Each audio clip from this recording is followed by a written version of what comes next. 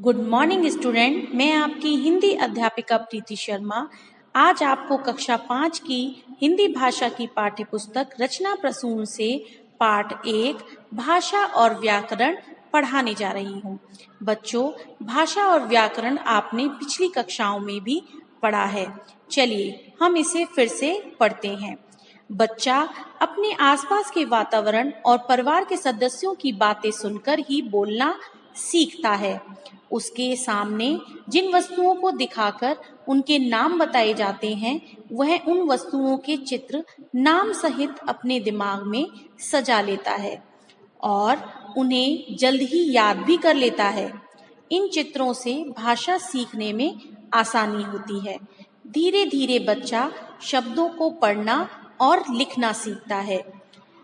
हम सभी बोलकर या लिखकर अपने भावों और विचार दूसरों तक पहुंचाते हैं और सुनकर या पढ़कर दूसरों का भाव समझते हैं। इस प्रकार हम कह सकते हैं भाषा विचारों के आदान प्रदान का माध्यम है। बच्चों, भाषा के निम्नलिखित दो रूप होते हैं। पहला मौखिक और दूसरा लिखित रूप। मौखिक रूप में बोलकर अपनी बात कहना तथा सुनकर दूसरों की बात समझना भाषा का मौखिक रूप कहलाता है।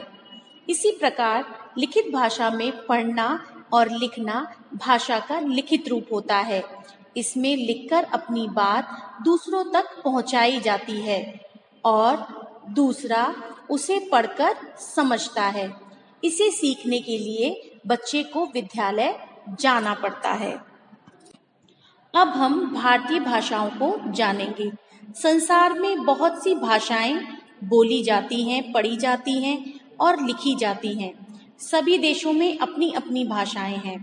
भारतीय संविधान के अनुच्छेद 343 के अनुसार भारत की राजभाषा हिंदी है। इस भाषा को 14 सितंबर सन 1949 को राजभाषा के रूप में स्वीकार किया गया। भारतीय संविधान में पहले 18 भाषाओं को मान्यता प्राप्त थी, पर अब इनमें 4 भाषाएं और जोड़ दी गई हैं, जिससे यह भाषाएं 22 हो गई हैं। वह 4 भाषाएं हैं बोडो, डोगरी, मैथिली, कड़ी। ये 22 भाषाएं आपकी पाठ्य पुस्तक में दी गई हैं। अगला टॉपिक है हमारा लिपि। लिपि का शाब्दिक अर्थ है लीपना। भाषा के संबंध में इसका अर्थ है विचारों को लीपना अर्थात लिखना। मुख से निकलने वाली ध्वनियों को लिखने के लिए जो ध्वनि चिन्ह निर्धारित होते हैं उन्हें लिपि कहते हैं, अर्थात भाषा लिखने के ढंग को ही लिपि कहा जाता है। बच्चों, प्रत्येक भाषा की अपनी एक लिपि होती है। इनमें से कुछ लिपियां आपकी पाठ्य पुस्तक में अंकित की गई हैं। आगे हम पढ़ेंगे बोली। बोली और भाषा में क्या अंतर है? बोली एक क्षेत्रीय भाषा होती है। बोली का अपना एक सीमित क्षेत्र होता है। केवल उस क्षेत्र विशेष में रहने वाले लोग ही उसे बोल सकते हैं और समझ सकते हैं, जबकि भाषा का क्षेत्र विस्तृत होता है। भारतवर्ष में 1652 बोलियां बोली जाती हैं। बच्चों, अब हम आगे व्याकरण को समझेंगे। आपकी पाठ्य पुस्तक में कुछ चित्र दिए गए हैं, उन्हें ध्यान से पढ़ते हैं। रजनी खेल रहा है, रजनी खेल रही है। लाल पतंग कट गए, लाल पतंग कट गई। गाय दूध देता है, गाय दूध देती है। उपर्युक्त वाक्यों में पहले वाक्य गलत है और दूसरे वाक्य सही हैं।